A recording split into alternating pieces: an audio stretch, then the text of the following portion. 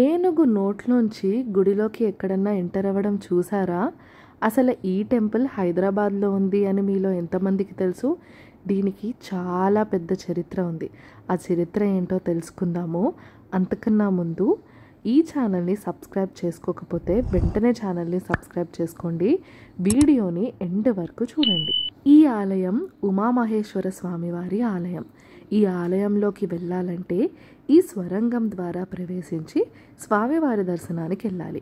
అసలు ఈ స్వరంగం ఎలా ఏర్పడిందో తెలుసా?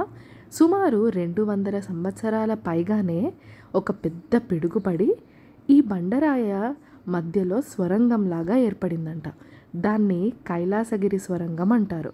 అంటే శివుణ్ణి దర్శించడానికి ఈ కైలాసగిరి స్వరంగ మార్గంలో వెళ్ళి ఉమామహేశ్వరుణ్ణి దర్శనం చేసుకుంటామన్నమాట.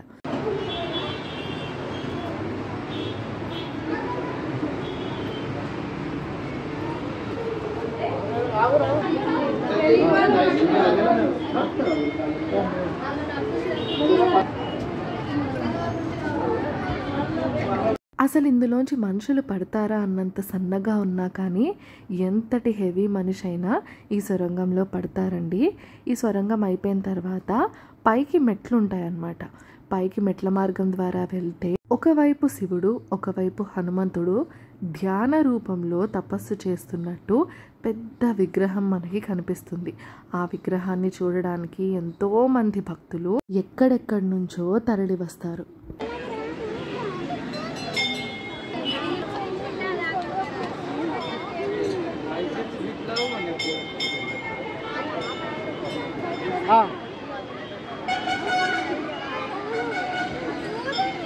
చూసారు కదా, ఇంత పెద్ద విగ్రహం అలా చూస్తుంటే ఒళ్ళు ఇలా గూస్ బంప్స్ వచ్చేస్తాయి అన్నమాట. ఈ విగ్రహం పక్కకే వినాయకుల వారి విగ్రహం కూడా ఉందండి. డైరెక్ట్గా వెళ్ళి చూడండి, అసలు చాలా చాలా బాగుంటుంది ఎక్స్పీరియన్స్. సో గుడి ఎక్కడ ఉంటుందంటే కిందకి దిగేసిన తర్వాత కొంచెం డిస్టెన్స్లో ఉంటుంది. యాక్చువల్గా డైరెక్ట్గా ఆర్చ్ నుంచి కూడా ఒక వే వేశారు గుడికి డైరెక్ట్గా వెళ్ళాలనుకుంటే. కానీ సొరంగ మార్గం నుంచి వెళ్ళి దర్శనం చేసుకుంటే ఆ ఎక్స్పీరియన్స్ ఇంకా బాగుంటుందన్నమాట. చూసారు కదా బయట నుంచి సొరంగ మార్గం ఎలా కనిపిస్తుందో. ఇక్కడ నుంచి బయటకు వచ్చినట్టునే చిన్న గుడిలో మనకి మైసమ్మ తల్లి దర్శనం ఇస్తుందండి. ఈ ఆలయం నుంచి లెఫ్ట్లో కొంచెం ముందుకు వెళ్తే మెట్లు వస్తాయి. అక్కడ ఒక పెద్ద రావి చెట్టు ఉంటుందండి.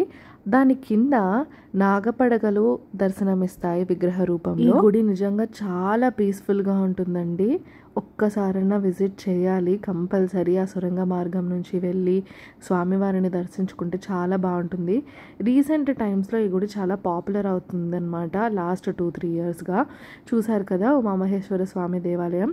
ఎంటర్ అవ్వగానే ఫస్ట్ మనకి హనుమంతుల వారు దర్శనం ఇస్తారు. చాలా పవర్ఫుల్ అని నమ్ముతారండి. ప్రతి ట్యూస్డే కూడా ఈ టెంపుల్కి హనుమంతుడి దగ్గర మంచి మంచి పూజలు, భజన కార్యక్రమాలు జరుగుతాయి. బయట అంతా ఇలా అట్మాస్ఫియర్ చాలా బాగుంటుందండి. నంది మీద శివపార్వతులు గంగా జలం ఇలా జల్లుతున్నట్టు దర్శనమిస్తారు. టెంపుల్కి ఎంటర్ అవుతూనే బయట ఇలా దీపాలు పెట్టుకోవడానికి అలా ప్లేస్ ఉంటుందన్నమాట. చాలామంది అయ్యప్ప భక్తులు కూడా ఇక్కడ ఇరుముడులు కడుతూ మనకు కనిపిస్తారు. ప్రదక్షిణ చేసేటప్పుడు మనకి పెద్ద శివలింగం నాగసర్పం ఆకారంలో పెద్ద శివలింగం కనిపిస్తుందండి. చూడడానికి కూడా చాలా బాగుంటుంది. ఇక్కడ నుంచి మనం ప్రదక్షిణాలు చేసి గుడి లోపలికి వెళ్ళగానే స్వామివారిని దర్శనం చేసుకోవచ్చండి. లింగ రూపంలో ఉంటారు.